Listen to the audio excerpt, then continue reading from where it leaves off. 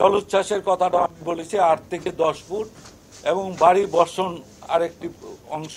সন্ধ্যা থেকে মধ্যরাত নাগাদ স্থলভাগ অতিক্রম করতে পারে। এটা আমরা এখানে বলেছি যে কেন্দ্রটার অতিক্রমের সময়। তো আপনি যে প্রশ্নটা করেছেন যে অগ্রভাগ, অবশ্যই একটা সুন্দর প্রশ্ন।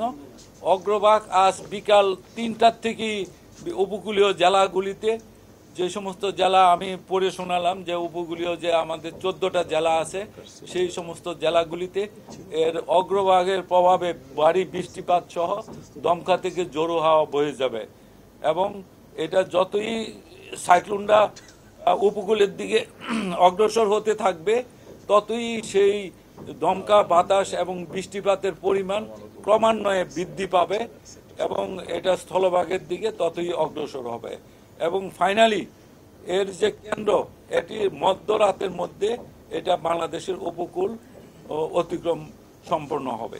এখানে কয়েকটা বিষয় আমি উল্লেখ করেছি। সেটি হলো যে জলোচ্ছ্বাসের কথাটা আমি বলেছি 8 থেকে 10 ফুট এবং ভারী বর্ষণ আরেকটি অংশ, আর দমকা বাতাস।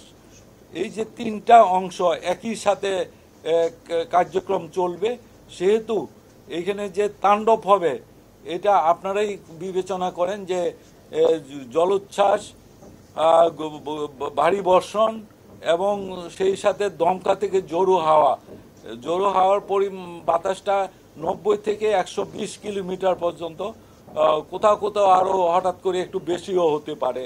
এটা একেবারে পারফেক্ট মেজারমেন্ট নয়, কোথাও 130ও হয়ে যেতে পারে, যে সেই ধরনের বাতাস হবে।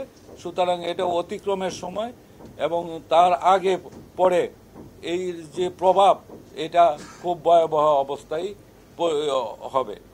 এখানে এটা আজকে রাতের পরেও এটা সেন্টার অতিক্রম করবে রাত 12টায় ধরেন, তার পরবর্তীতে তার পিছন অংশ রয়ে গেছে, সেটাও অতিক্রম করতে রাত আরও 3টাও বাজতে পারে বাকি অংশ।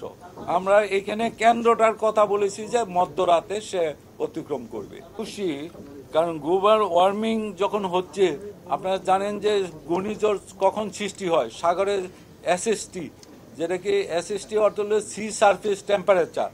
এই সি সারফেস টেম্পারেচার যখন 26 ডিগ্রি তার চেয়ে অধিক হয় তখনই এই সাইক্লোনটা তৈরি হয় সাগরে।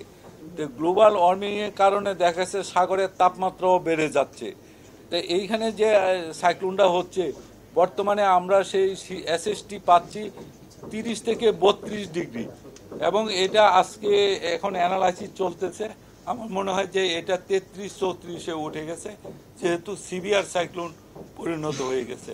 কোথাও কোথাও 34 ডিগ্রি টেম্পারেচারও হয়ে যেতে পারে, কারণ গতকালকে আমরা দেখেছি 30 থেকে 32 ডিগ্রি টেম্পারেচার নর্থ বেতে এবং তার সেন্ট্রাল বেতে এই ধরনের টেম্পারেচার এসএসটি আমরা পেয়েছি।